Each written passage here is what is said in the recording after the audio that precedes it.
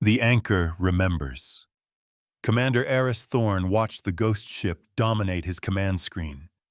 It was a weapon of impossible scale, a relic from an age of myths. Its hull was a seamless obsidian, drinking the faint light front of the Kepler's remnant system. The apathetic stars painted no reflection on its surface. At this range, his flagship, the patrol cruiser Vigilance, was a child's toy. The stakes were simple legacy law and the terrifying promise of power locked inside that silent vessel. A low, pervasive hum had begun to saturate all comms channels, a vibration felt more in bone than in the ear. On its flank, a sigil of concentric broken circles lay dormant, a sigil his family had passed down for generations on a sliver of dead data slate. Report Eris said, his voice a low counterpoint to the hum. His gaze remained fixed on the monolith they called the Obsidian Anchorage. It had drifted in this stellar graveyard for 10,000 years, waiting. Lieutenant Eva Rostova stood at his side, her posture rigid with professional tension. No change. Commander, the anchorage remains inert. Power readings are still flat, but the resonance field is thickening, and the inheritors are moving. She gestured to a cluster of hostile icons, a swarm of repurposed freighters and brutalist assault craft painted in garish zealotry. They're holding their position just outside the exclusion zone we declared. Their hierophant is broadcasting on a loop, all faith and fury. He believes that ship is his divine right, Aris murmured, a key to scourge and salvation. He looked to the science station, where Dr. Kenji Tanaka was hunched over a console, his face illuminated by cascading symbols. The man was a xenoarchaeologist by trade, but human antiquity was his true passion. Anything new, Kenji Tanaka pushed his spectacles up his nose, his eyes wide with a frantic sort of glee. The resonance isn't random, Eris. It's a carrier wave. It's waiting for a response, a key. The legends called it the rite of counting. It wasn't about praise or prayer. It was about accounting. The first rule was to state the debt. The fleet mind's synthesized voice, a calm and sexless cascade of logic, filled the bridge's private network. Commander, the Inheritor fleet possesses a combined firepower advantage of 3.7 to 1. Their strategic doctrine is predicated on overwhelming force. My calculations indicate a 92.4% probability they will attempt to seize the relic within the next cycle. A preemptive strike is the most logical course of action. The most logical Solon, but not the wisest, Eris countered, never taking his eyes off the anchorage. We don't know what that thing is. Firing kinetic slugs in a china shop is a fool's errand. Sir Rostova interjected, her tone sharp. They are not behaving like a conventional force. They are a cult. Their tactics will be unpredictable. Solon's logic holds. We should secure the asset. It is not an asset, Eris said, the words carrying an unexpected weight. It is a precedent. This was the core of their conflict. To Solon, the anchorage was a prize, a weapon to be indexed and deployed. To Rostova, it was a tactical problem to be solved. To Aris, it was an ancestor's testament, and he felt the crushing responsibility to read it correctly. He who opens the book must be prepared to read the judgment.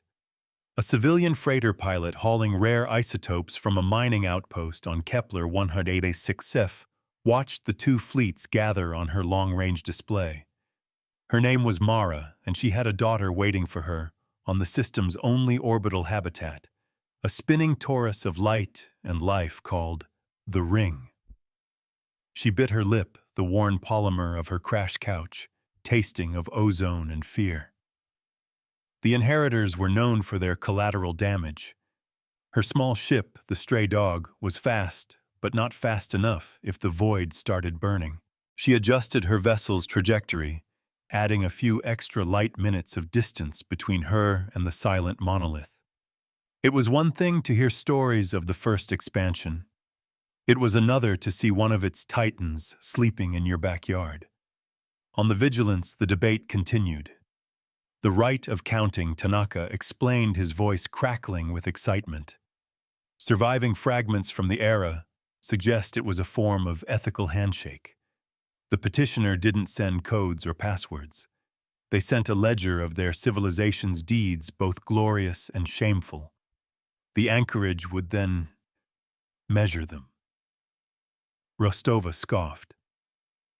Measure them how, against what standard? An honest one, I imagine, Aris said quietly. The sigil on his datapad seemed to mock him, its broken circles a question, without a clear answer. He knew what he had to do. Solon, what is the smallest, most advanced shuttle we have with a full-spectrum comms suite and a neural link interface? The AI paused for precisely 0.8 seconds. The reconnaissance shuttle, Abacus, fits those parameters. However, its defenses are negligible. To approach the anchorage alone would be an act of extreme statistical risk. A mirror shows only what is presented. But it's not a tactical risk, is it? Aris countered. It's a diplomatic one. The inheritors are trying to pick a lock with a sledgehammer. I'm going to try using the key. He turned to Rostova. Eva, you have the con. Maintain our position. Do not engage the inheritors unless they fire on you or the civilian station. Your orders are to hold the line and protect the people in this system. Nothing else. Her jaw tightened. She saw the order for what it was, a shield. He was leaving her to face the wolves while he went to parley with the ghost. And what are your orders, sir, to balance the ledger? Aris replied. He tapped the sigil on his slate. And hope our numbers add up. The shuttle Abacus was a sliver of silver against the immense blackness of the anchorage. Aris felt the neural link settle into place, a crown of cold metal against his temples. The cockpit was Spartan, dominated by a single holographic display that was currently slaved to the ship's comms array. As he approached the relic, the hum grew into a palpable pressure, 1,000-ton weight on his mind. The Inheritor fleet watched a silent gallery of predators. Hierophant, a subordinate's voice, crackled over the Inheritor command channel. The packed ship has launched a shuttle. It's approaching the anomaly. The Hierophant. A man whose face was a roadmap of scarification and zeal smiled from the bridge of his battle-scarred dreadnought, the righteous word. Let him. He seeks to beg for scraps from the altar. He will be found wanting. The ancestors demand tribute of fire, not whispers. When he fails, we will provide it. He did not come to bargain. He came to be counted. As the Abacus crossed an invisible boundary, the universe went silent. The background radiation, the chatter of the fleets, the light of the distant star, it all vanished. Aris was adrift in perfect absolute nothingness. The holographic display flickered, then resolved into a single stark query formed not in letters, but in pure mathematical concepts. Present your tally. Aris drew a breath. The air in the cockpit suddenly tasted sterile metallic. This was it. The rite had begun. He closed his eyes not to shut out the world, but to access the one within. Through the neural link, he began to transmit. He didn't send battle records or production statistics. He sent history. He sent the first expansion, the glorious, violent diaspora that carried humanity to the stars. He showed their triumphs, the terraforming of barren worlds, the discovery of new physics, the art that bloomed in 100 different colonies. He showed the hubris, the unbridled ambition that drove them to build titans like the anchorage. A new query appeared, cold and sharp. Quantify the cost. Aris didn't flinch. He sent the other side of the ledger. He sent the first contraction, the civil wars that followed. He showed the worlds they had broken the species they had inadvertently extinguished in their careless march. He showed the plagues, the famines, the desperate, brutal conflicts fought over dwindling resources in forgotten systems. He hid nothing. He showed the shame of his ancestors, the blood on their hands. The ledger must be whole to be true. Aboard the Vigilance, the shuttle's icon had turned from green to amber. "Commander's vitals are spiking," Rostova announced, her voice tight. "Heart rate 140, neural feedback is off the charts." "Solon, what's happening?" "The shuttle is surrounded by a localized null space field of unknown origin," the AI reported calmly. "I can no longer read its internal systems directly. The commander is alone." Dr. Tanaka stared at the main screen, his expression one of awe. "He's doing it. He is speaking to it in the old tongue, not of words but of deeds." The inheritors saw the null space effect as a sign of failure. The Hierophant raised a hand. "The anomaly has rejected him. It is our turn. Target their cruiser's engines. A crippling blow. Show them the price of heresy. Show them the strength of our faith." Their weapons began to charge the ugly prows of their ships, glowing with malevolent energy.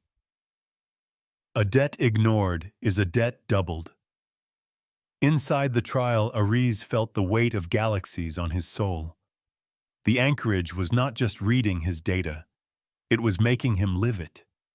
He felt the joy of a pioneer setting foot on a new world. He felt the terror of a child watching her home burn in an orbital bombardment. It was an empathy engine of unimaginable power. The third query solidified. "Present your amendment." This was the crux. Not just what humanity had done, but what it had become. Aris opened the public archives of the pact, the government he served. He sent the laws they had written, the treaties they had signed. He showed their policy of non-interference with nascent species, their massive relief efforts after a stellar flare crippled a neighboring civilization. He showed the slow, painful, centuries-long effort to become better than their ancestors. He showed the establishment of the Historical Accuracy Board, a body whose sole purpose was to prevent the sins of the past from being forgotten or sanitized. He sent them his own service record. The time he refused a direct order to fire on a civilian transport, correctly identifying it as a refugee ship. The commendation for it, and the quiet reprimand for insubordination that followed. He laid himself bare. He felt a new sensation. Not a query, but a resonance. A feeling of being understood. The null space field around the abacus shimmered. Then the inheritors fired. A volley of plasma and kinetic rounds tore across the void. But they weren't aimed at the Vigilance. The Hierophant was more cunning than that. The target was the ring, the civilian habitat home to 250,000 souls. It was a hostage play, a declaration that their faith was unburdened by compassion. Impact in 90 seconds. Rostova yelled. Evasive maneuvers, fire interceptors, Solon calculate a solution. The station cannot evade the AI. Stated its placid tone, a chilling counterpoint to the crisis. Our interceptors can eliminate 78% of the incoming projectiles. Significant casualties are unavoidable. The optimal strategy is to sacrifice the station to preserve the fleet. Rostova's face went pale. That is not an option. Find another. A teacher does not abandon the classroom. Inside the abacus, Aris felt the attack through the anchorage's nascent senses.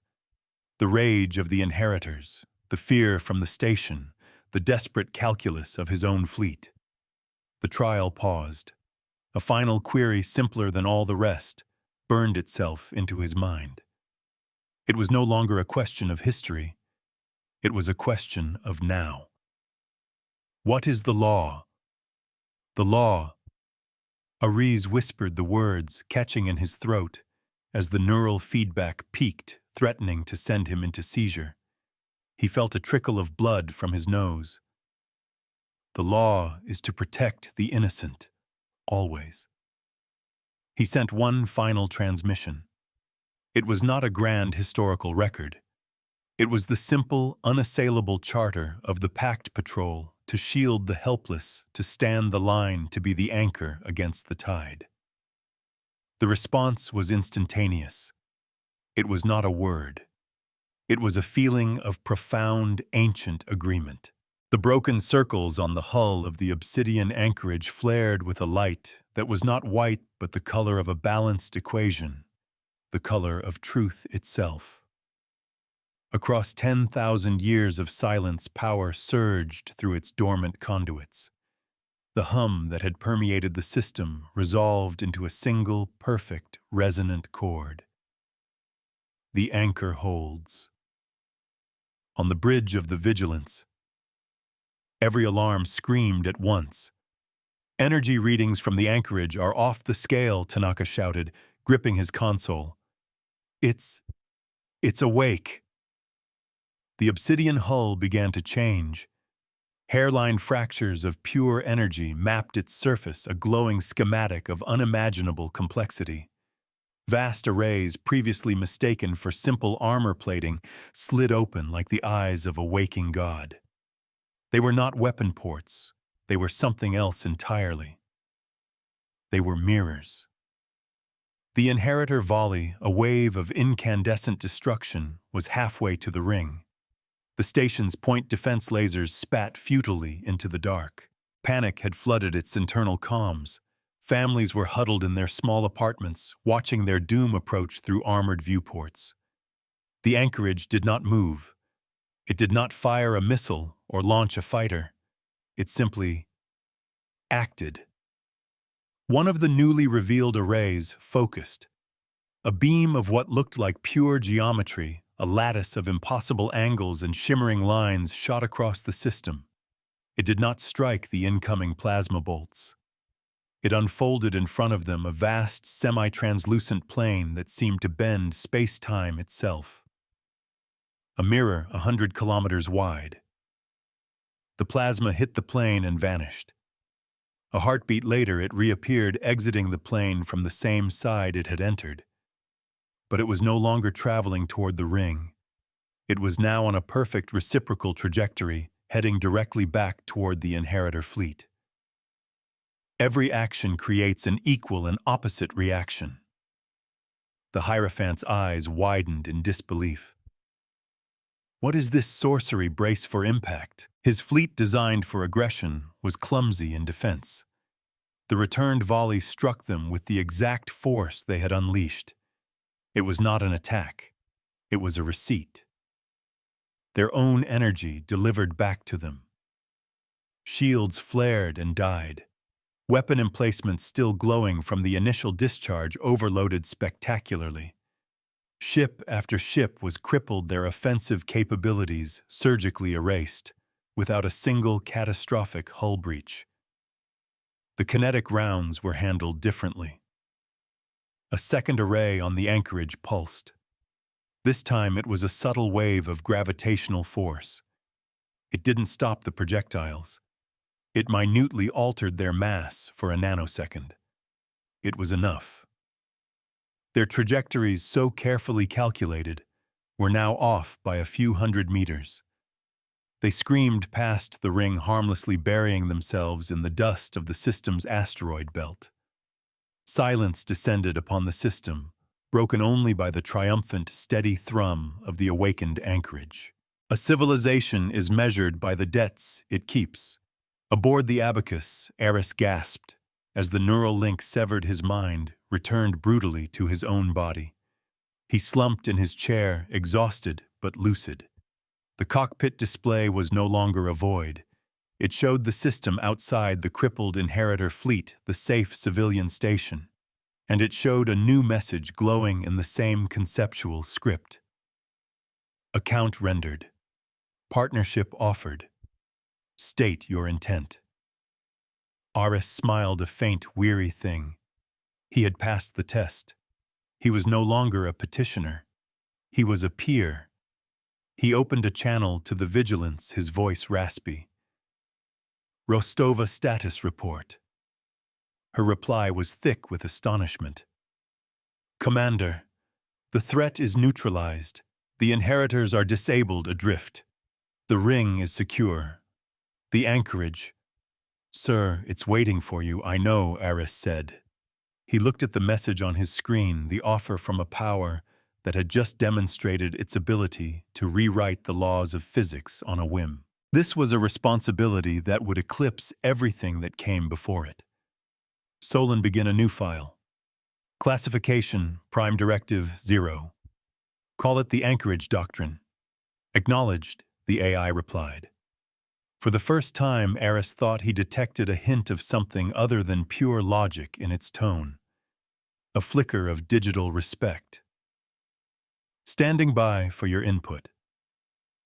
The work of the scribe is never truly finished. The Hierophant stared at his powerless bridge, the acrid smell of burnt circuitry filling his lungs. His fleet was a collection of floating junk. His holy war had ended before the first shot had truly landed. The anchorage had not fought him. It had corrected him as a teacher corrects a child's failed math problem. It was the ultimate humiliation. His faith had been answered not with divine fury, but with cold, irrefutable logic. His communications officer turned his face ashen. "Sir, we are being hailed. It's the Pact Commander." On screen, the Hierophant spat. Aris Thorne's face appeared. He was not gloating. He looked tired, but his eyes were steady, resolute. "Hierophant, you have violated Pact law and endangered civilian lives. Your attack has been logged. You will surrender your vessel and your person to stand trial." "Trial," the Hierophant laughed a broken, ugly sound. "You think your petty laws apply to me? The ancestors will judge us all." "They already have," Aris said, his voice dropping. "The anchorage is an archive, not an arsenal. It remembers every action, every intent. It teaches by numbers and remembers by ledgers, never by collars. You came here seeking a weapon to enforce your beliefs. You found a mirror instead. The truth has a weight all its own." Aris cut the connection. He turned his attention back to the immense ship before him. It was more than a relic. It was a mentor, a silent, patient guardian that had waited for a student worthy of its lessons. The first lesson was clear: power was not a tool for conquest, but a fulcrum for justice. Its methods were not brute force, but elegant, undeniable mathematics. He sent his reply to the waiting intelligence. Intent to learn, to uphold the law, to be the anchor. The light from the sigil on the anchorage's hull softened, shifting from a stark white to a warm, steady gold. A docking bay, invisible moments before, opened on its obsidian surface, an invitation. The abacus began to move toward it, drawn by a gentle, irresistible force. Eva Kenji Aris broadcast to his bridge crew. "I'm going in. Maintain the perimeter."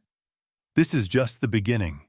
As his small shuttle was swallowed by the ancient Titan, Aris Thorne, commander of the Pact Patrol, felt the full weight of history settle on his shoulders. He was no longer just a soldier. He was the keeper of a sacred trust, the first student in 10,000 years. The anchorage had awakened, and with it a new and terrifyingly precise form of justice had returned to the galaxy. The student arrives when the lesson is ready. Aboard the ring, the near disaster was already becoming legend. The story of the silent black ship that had awakened to defend them was spreading through the station's networks.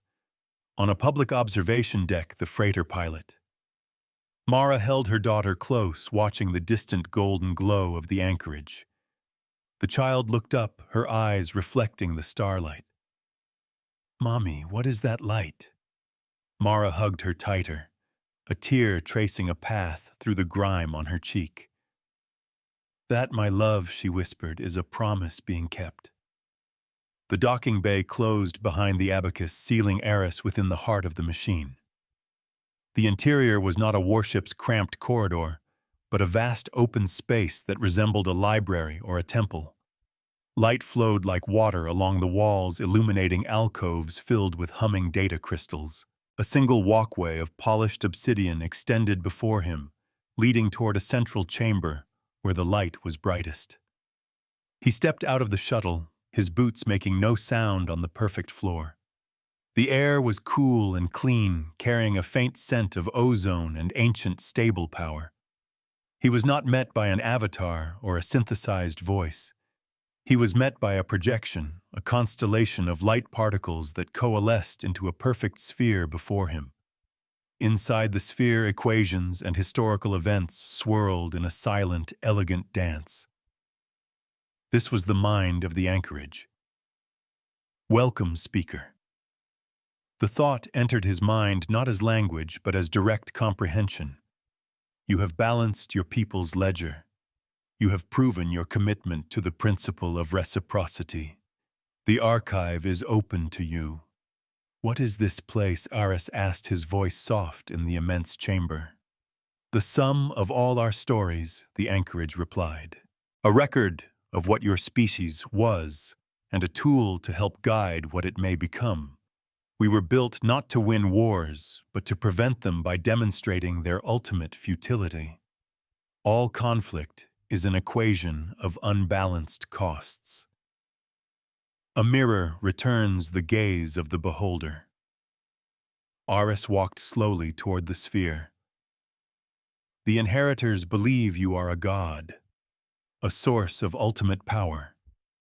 They seek an answer that confirms their assumptions," the anchorage communicated. "We offer only data. Their belief is a variable we have logged, but it cannot alter the calculation. Their actions were unjust. The cost was returned to them.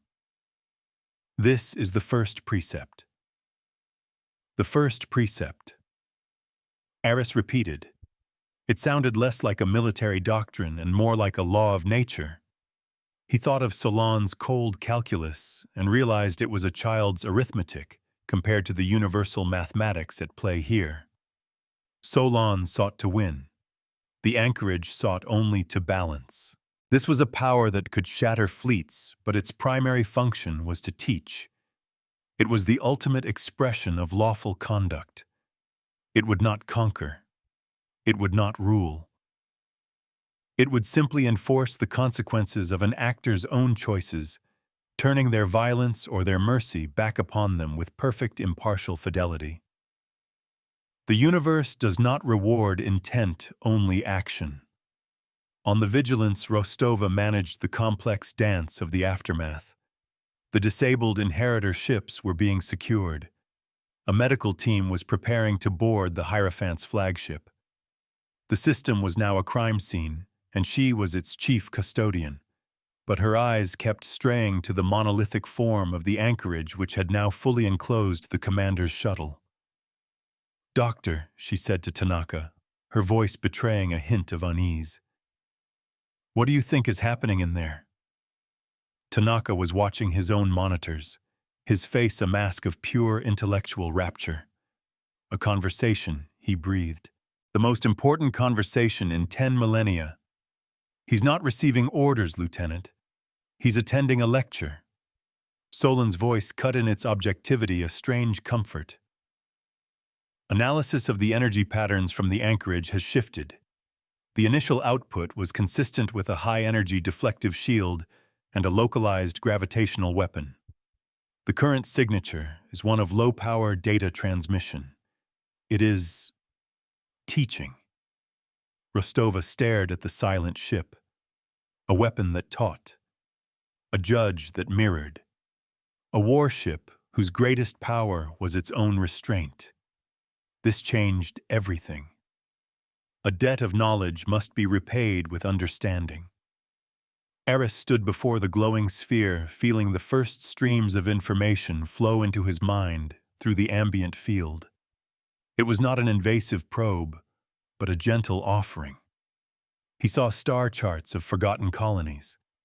He saw the molecular structure of lost technologies. He saw the philosophical treatises of first expansion thinkers grappling with the very questions of power and responsibility that he now faced. This was not just a ship. It was the single greatest library in human history. Your civilization faces new challenges, the anchorage projected. Forces gather in the dark spaces between stars. Ideologies that embrace imbalance are on the rise. We have slept through an age of rebuilding. Now a new age of testing begins, and you will be the arbiter, Aris asked. We are the scales the mind corrected. The actors weigh themselves with their own choices. We will serve as the fulcrum. We will hold the line. We will be the anchor. A profound sense of purpose settled over Aris. His family's legacy, the strange sigil they had protected without ever understanding it, was not a key to a weapon, but a claim check for a duty. The duty was now his. He had to take the lessons of this place and forge them into a law that the rest of the galaxy could understand. A doctrine built not on fear, but on the terrifying and beautiful certainty of consequences. The first step is to count the cost, and the last step is to pay it. Aris felt the history of his species settle into his bones, a weight of ages that was both crushing and clarifying. The light from the central sphere pulsed in a slow, steady rhythm like a heart. He was standing in the most important place in the galaxy, the custodian of a power that defined itself by its refusal to dominate. The scale of the responsibility was breathtaking. He had come here expecting a weapon, a ghost of his ancestors' might. He had found a conscience forged from mathematics. The speaker is a necessary component. The anchorage conveyed its thought stream, a seamless flow of logic and context. We can perceive data, but we cannot interpret motive. We can measure action, but you provide the context of law. Without a speaker, we are a mirror in a dark room. You are the light that allows the reflection to have meaning. I provide the intent, Aris said aloud, the words echoing in the vast chamber.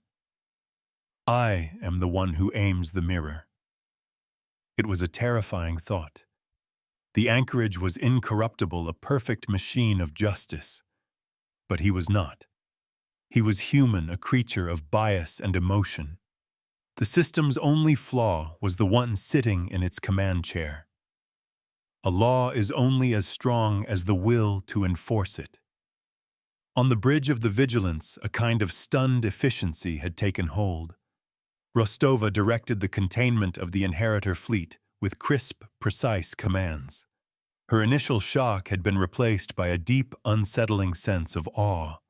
She had spent her entire career training for combat, for the brutal calculus of force and counterforce. The anchorage had just demonstrated a principle she'd never conceived of, a weapon that made the enemy defeat themselves.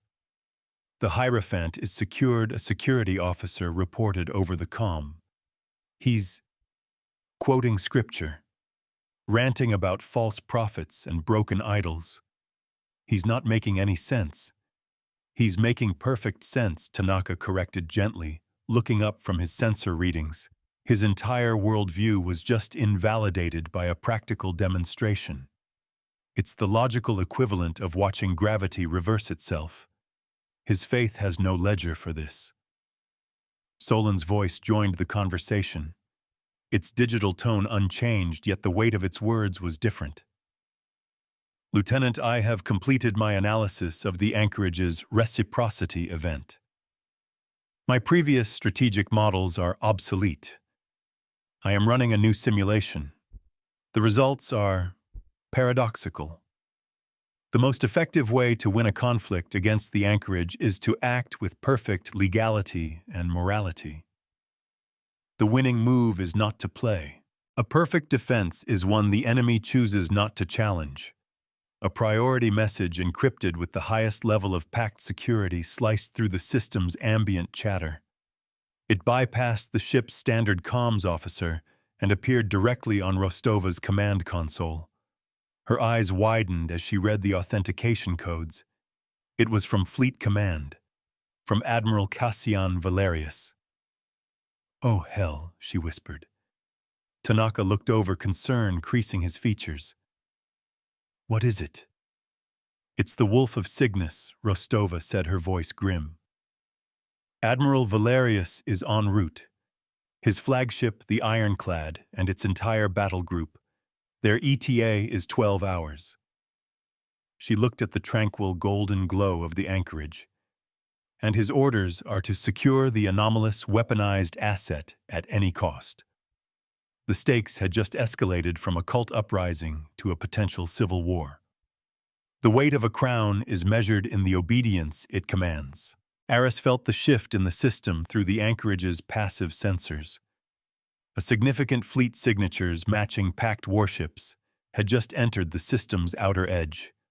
The anchorage presented him with the data, a silent, factual stream of ship classes, weapon loads, and projected vectors. It offered no judgment, no recommended course of action. It simply showed him the board. "They are your people," its thoughts noted a simple statement of fact.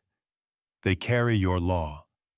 "They carry a different interpretation of it," Aris corrected. He knew Valerius by reputation.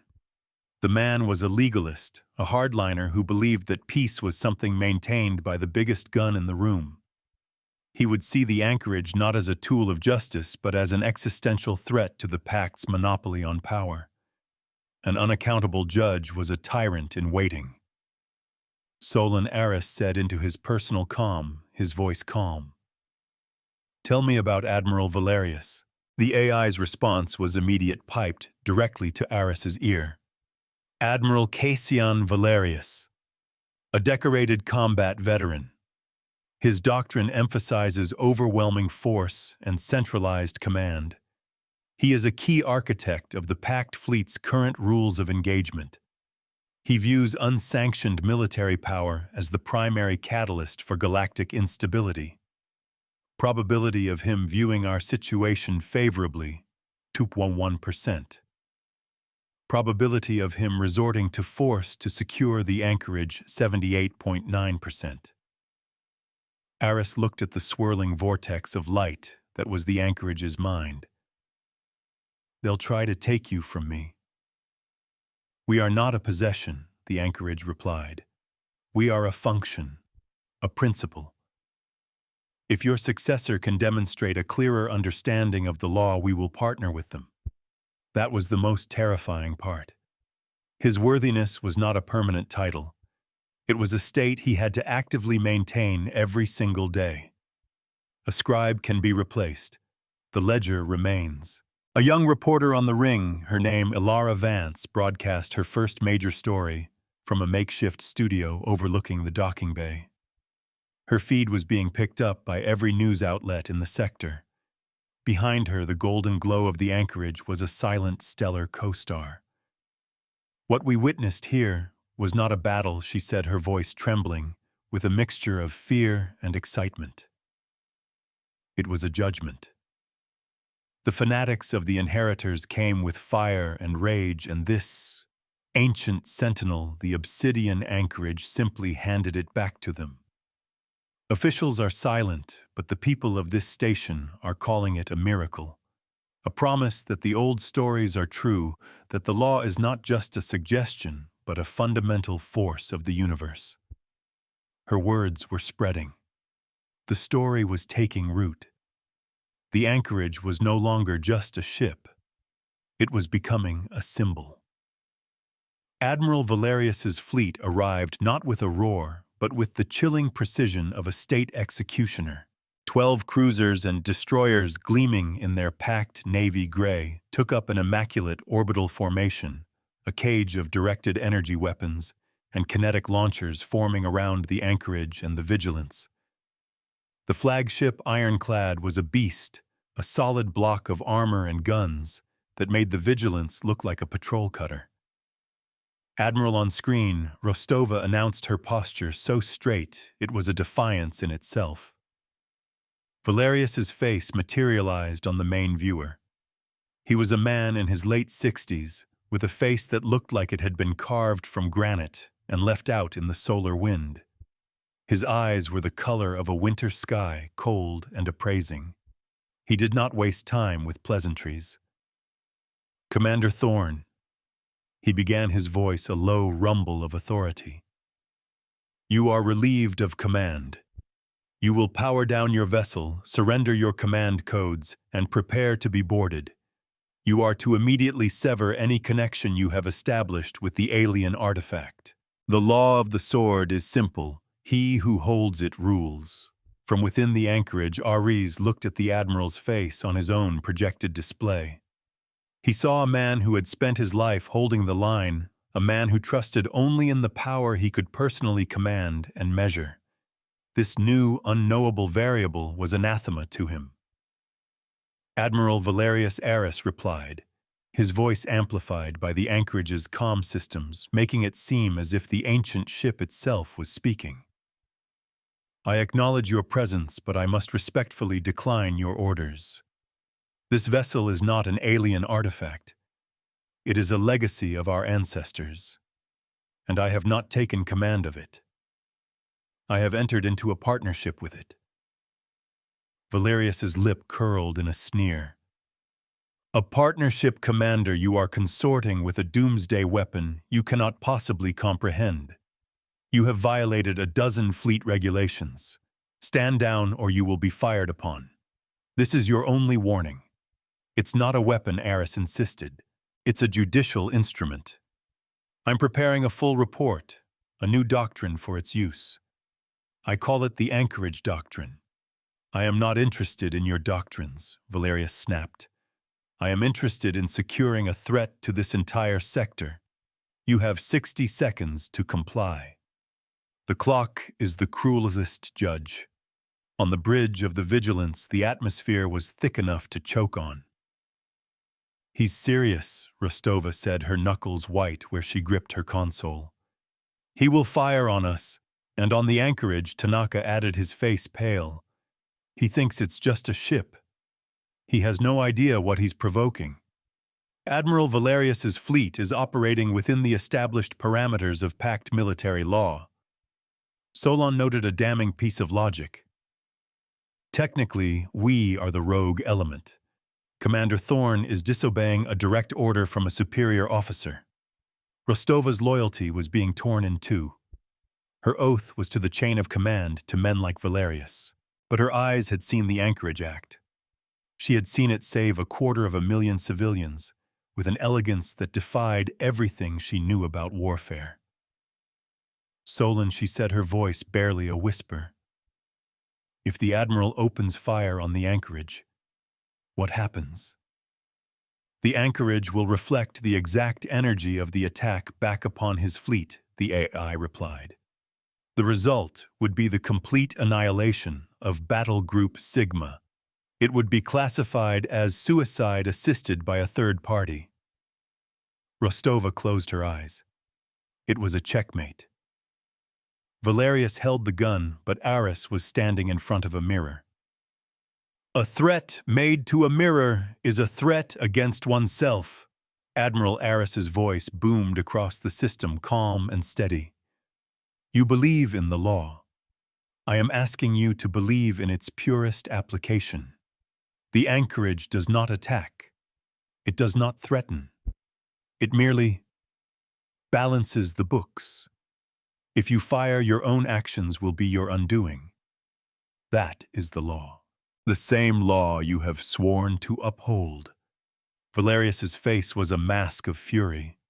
He was being lectured on the law by a junior officer who was committing open mutiny. It was an impossible situation. To attack would be to destroy his own fleet.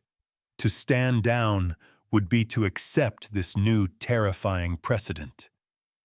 "This standoff is untenable," Thorne Valerius snarled. "You cannot keep a fleet of fanatics and a packed battle group hostage indefinitely." As if on cue, a new set of alerts blossomed across every command screen in the system. A third faction had arrived. They were not packed navy. They were not religious zealots. Their ships were a motley collection of converted haulers, heavily armed corporate raiders, and one large, ugly capital ship that bristled with jury-rigged weaponry. Their transponders identified them as the Wormwood Cartel. They ignored the military standoff completely and made a hard burn for the one piece of high-value infrastructure in the system, aside from the ring, the Kepler's remnant pulsar yard. A vulture does not care whose blood is spilled. The pulsar yard was a marvel of engineering, a massive facility built to harness the ferocious energy of the system's rapidly spinning neutron star. It was a dangerous, volatile place surrounded by lethal radiation and unpredictable magnetic fields. It was also the primary power source for the entire sector. The cartel fleet began their attack on the yard's outer pylons, their weapons fire, looking like sparks against the immense structure. But it was a feint. Their true goal was to board the station and steal the refined exotic materials stored within its core. At the same time, they began broadcasting a falsified wideband distress call. "Mayday, Mayday," a panicked voice screamed over the channels. "This is the civilian convoy, Stardust. We are under attack by the Kepler Yard's automated defenses. They've gone haywire. We're being torn apart." It was a brilliant, cynical move. A logic bomb. They were attacking a packed facility while claiming to be innocent victims. According to Valerius's own rules of engagement, he could not open fire without definitive proof that the distress call was false. To do so would be a potential war crime. He was paralyzed by the very laws he championed. Valerius's face was a thundercloud. "Get me a sensor lock. I need confirmation of their identity. I will not be baited into firing on civilians." His fleet held its position, their powerful weapons rendered useless by a simple lie. The cartel was counting on this. They were using the law as a shield while they committed their crime. A rule can be a shield or a shackle. Inside the anchorage, Aris saw the truth of the situation laid bare. The anchorage's sensors were not fooled by falsified transponders. They read energy signatures, heat blooms, the subtle gravitational distortions of active weapon systems. It presented the data to Aris in a clear, undeniable display. The cartel ships were firing on the pulsar yard. The distress call was a lie. "The law is being violated," the anchorage stated. "An act of piracy is in progress. The aggressors are using a fabrication of law to shield their actions." "Yes," Aris said, his hands gripping the cool, smooth surface of the interface pedestal. "They are. And Valerius is trapped by his own code." This was the test. Not a battle of faith, but a battle of wits. Could the anchorage solve a problem that wasn't about overwhelming force, but about deception? "Can you stop them?" Aris asked. "Without destroying them, without harming the yard." "All energy is a current," the anchorage explained. "All actions are entries in a ledger.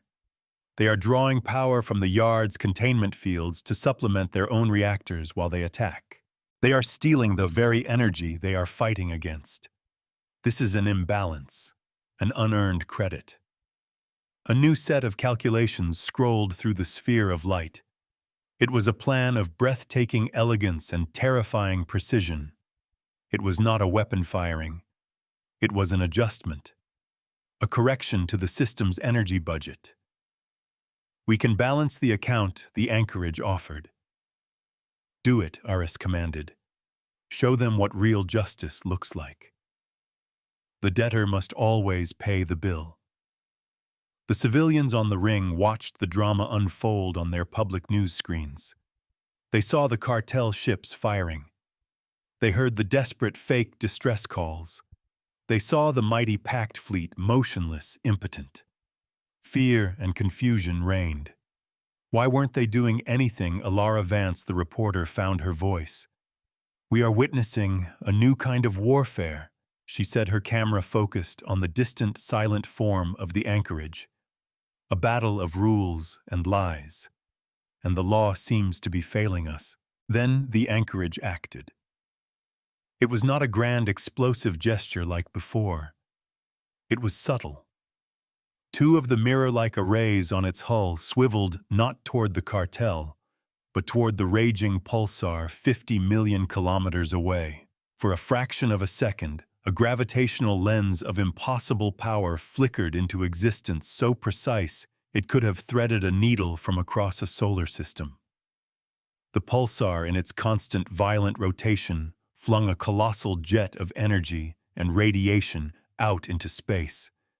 The anchorage's lens caught an infinitesimal sliver of that jet, a stream of particles no thicker than a human hair. It did not absorb it. It did not reflect it. It bent it. It redirected that sliver of pure, raw, stellar power in a perfect, instantaneous arc across the system. The beam did not strike the cartel ships. It struck the magnetic containment streams their own systems were using to leach power from the pulsar yard. The piper demands his payment. For the Wormwood cartel, the universe simply broke. One moment their systems were flush with stolen power, their weapons glowing, their shields strong. The next, a river of pure stellar fire poured directly into their reactors through the very conduits they had used to steal it. It was a perfect feedback loop. Their own act of theft had become the instrument of their defeat. Consoles exploded. Power grids overloaded. Reactors unable to contain the sudden, impossible surge initiated emergency shutdowns, plunging every ship into darkness and silence. Not a single hull was breached. Not a single life was lost. They were simply turned off. Their aggression had been used to short-circuit itself. The attack on the pulsar yard stopped. The fake distress calls died. A fleet of deadly pirates was now just a collection of cold, powerless metal boxes adrift in the dark. The entire event had taken less than 3 seconds. In the silence that followed, Aris felt the cost. A wave of exhaustion washed over him so profound, it almost brought him to his knees. The neural link felt like a spike of ice in his skull. Blood trickled from his nose again, and a small crimson starburst appeared in the sclera of his left eye, where a capillary had burst. The anchorage had performed the surgery, but he had been the one guiding the scalpel. A sense of balance is hard won. On the bridge of the ironclad admiral, Valerius stared at his tactical display, his mouth slightly agape. One moment he was facing an insoluble legal and tactical problem. The next, the problem had been solved, edited out of existence. He had seen no weapon fire, registered no energy blast. His sensors were still trying to make sense of the momentary gravitational anomaly. The result, however, was undeniable.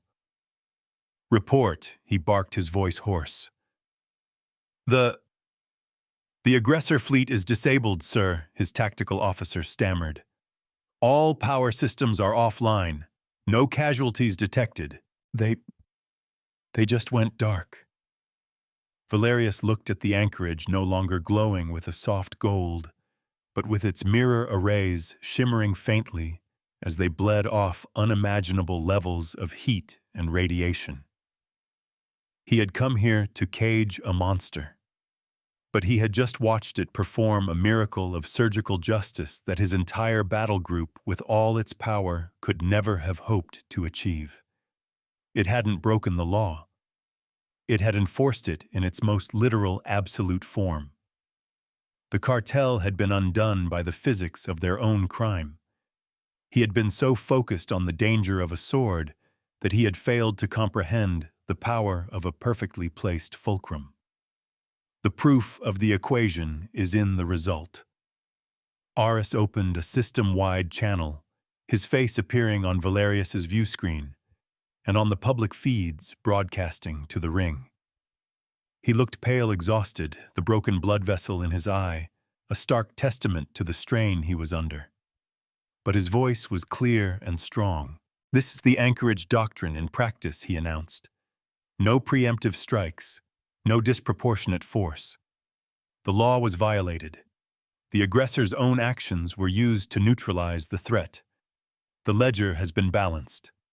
Admiral Valerius, your prisoners are secure and awaiting your retrieval." He had not just won. He had taught a lesson. He had shown the entire system that this new power was not a threat to the law, but its ultimate defender. Valerius stared at the younger man's face.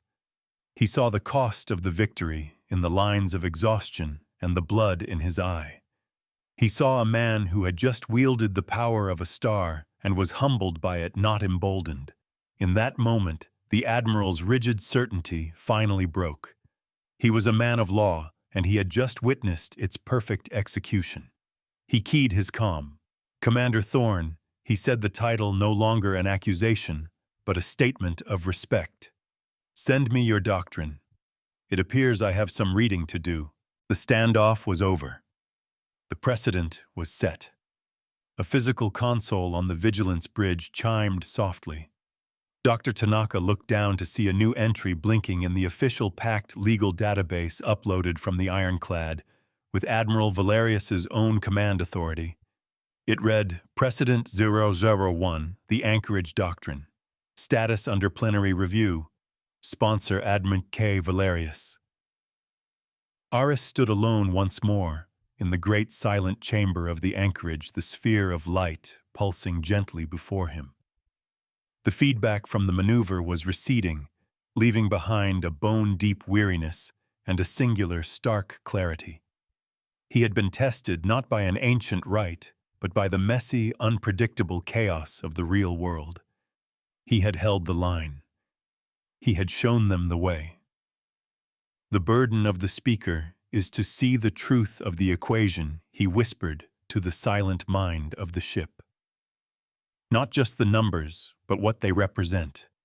The cost, the motive, the consequence. I accept this duty. We will not be a sword, but a shield. We will not be a king, but a law. We will be the anchor that holds the line against the storm. And we will do it by reminding all who would break the peace of one simple, undeniable truth. The universe always balances its books.